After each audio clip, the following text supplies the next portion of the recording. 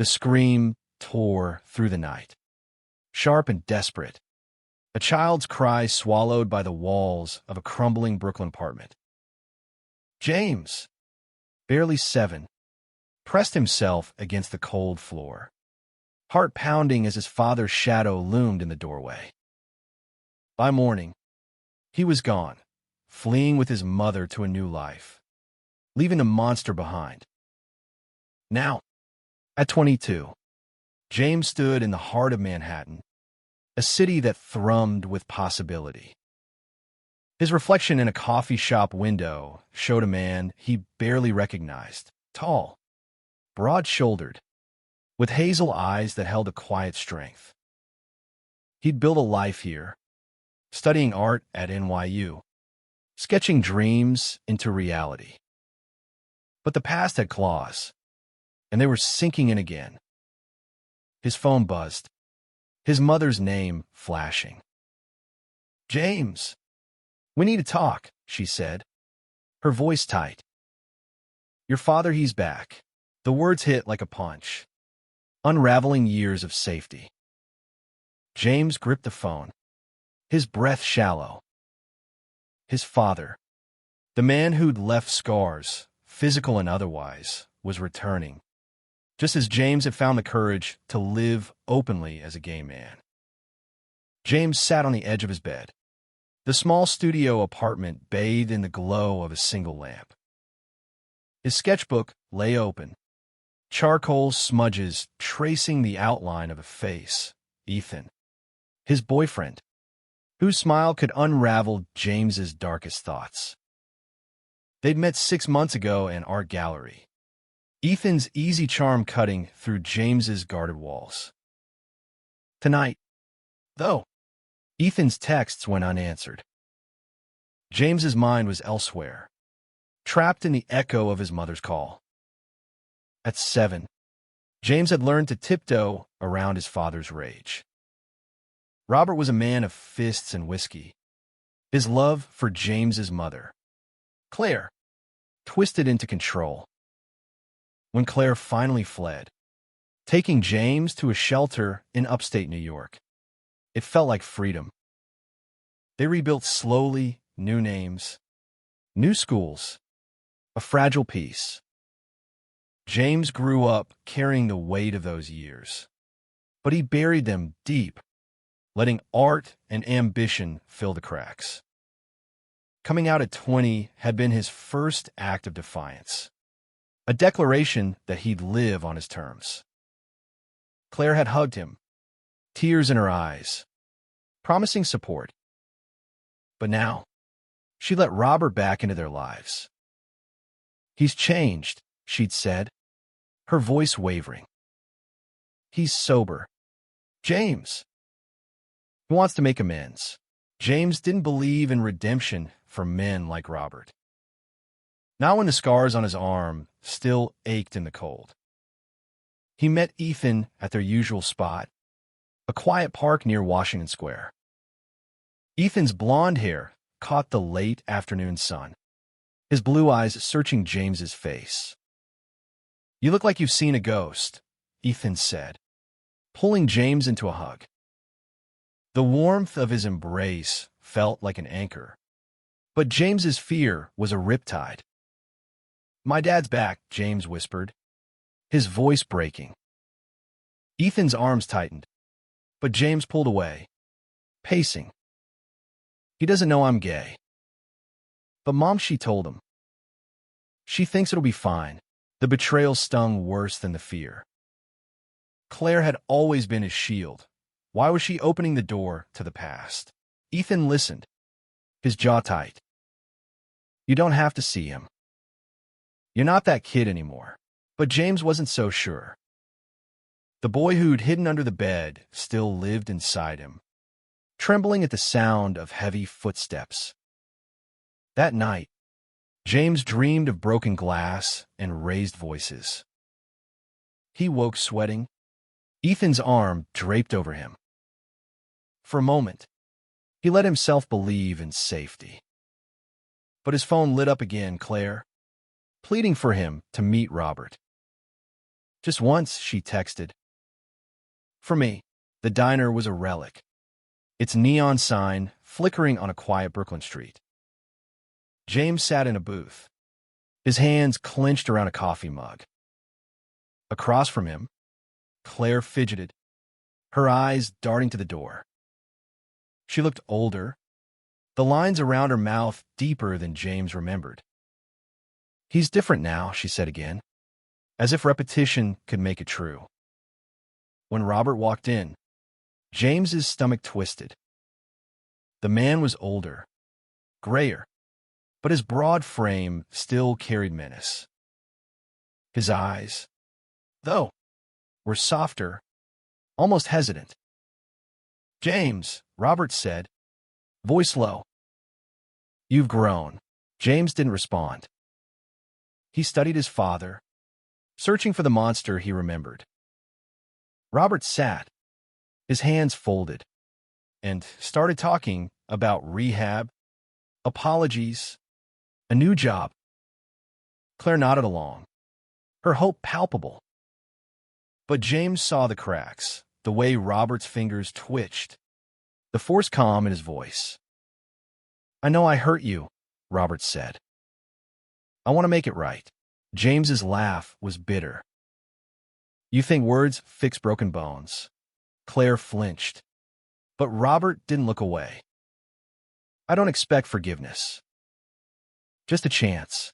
James wanted to scream, to upend the table and run.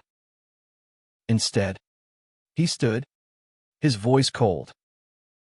Stay out of my life. He left the diner, the bell above the door jangling behind him. Outside, Ethan waited, leaning against a street lamp. You okay? He asked, his hand brushing James's. No, James admitted, his voice raw. But I will be. They walked through the city, the noise a buffer against the chaos in James's head. Ethan didn't push, just stayed close, his presence a quiet promise. Back at his apartment, James sketched furiously, charcoal slashing across the page. The lines formed Robert's face, but softer, almost human. He tore the page out, crumpling it. The past wasn't so easily rewritten. Claire called again the next day. He's staying with me, she said. Just for a while. James hung up, his chest tight. His mother's choice felt like a second abandonment. Weeks passed, and James threw himself into his art. His final project for NYU, a series of paintings exploring identity, was due soon, and he poured his pain into every brushstroke. Ethan was his constant, sneaking coffee into the studio, kissing James's temple when the hours grew long. But the shadow of Robert lingered. Claire's calls became insistent, each one laced with guilt. He's trying. James. He's going to church. Volunteering. He knows about you and Ethan. James froze, his paintbrush hovering. What did he say? He's struggling with it, Claire admitted. But he's not angry. He just needs time. Time. The word felt like a betrayal. James had spent years rebuilding himself, only for Robert's return to threaten it all. He stopped answering Claire's calls, letting them pile up like unanswered letters. Ethan noticed the change. You're pulling away, he said one night, as they lay in bed. Not just from her, from me. James turned to him, guilt flooding his chest. I'm scared, he confessed. What if he comes after us? What if he's the same? Ethan's hand found his, steady and warm. Then we face it together, but the fear grew, fed by memories of fists and shouted slurs. James started noticing things, a man lingering too long outside his apartment, a car idling on a street. Paranoia, maybe, but it felt real. One evening, While walking home from class, James saw him, Robert, standing across the street, watching. Their eyes met, and James's pulse spiked. He turned, walking faster, but Robert called his name. "Wait, James. Please." James spun around, fists clenched. "What do you want?" "I just want to talk," Robert said, stepping closer. His voice was calm, but James saw the tension in his shoulders. "There's nothing to say," James snapped, backing away. He didn't stop until he reached Ethan's apartment, his breath ragged. Ethan pulled him inside, locking the door. "He followed me," James said, his voice shaking. "He's not going to let this go." The next day, James confronted Claire at her apartment. She looked exhausted, caught between her son and the man she'd once loved. "Why are you doing this?" James demanded. "Why bring him back?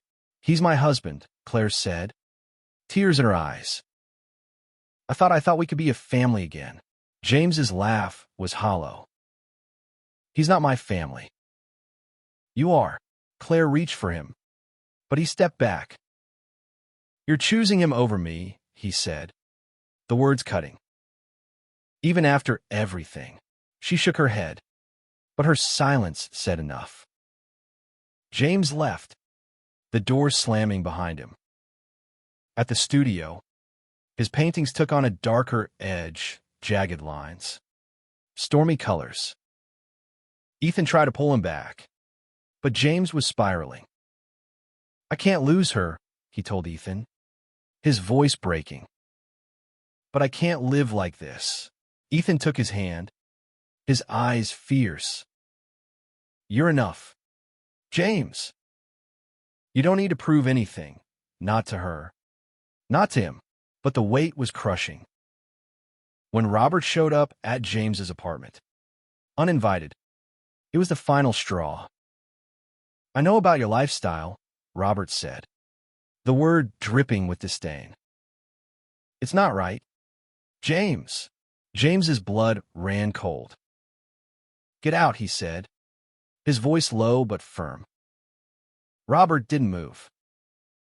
"You're my son. I'm trying to save you." The room spun, memories of pain flooding back. James shoved past him, grabbing his jacket. "You're not my father.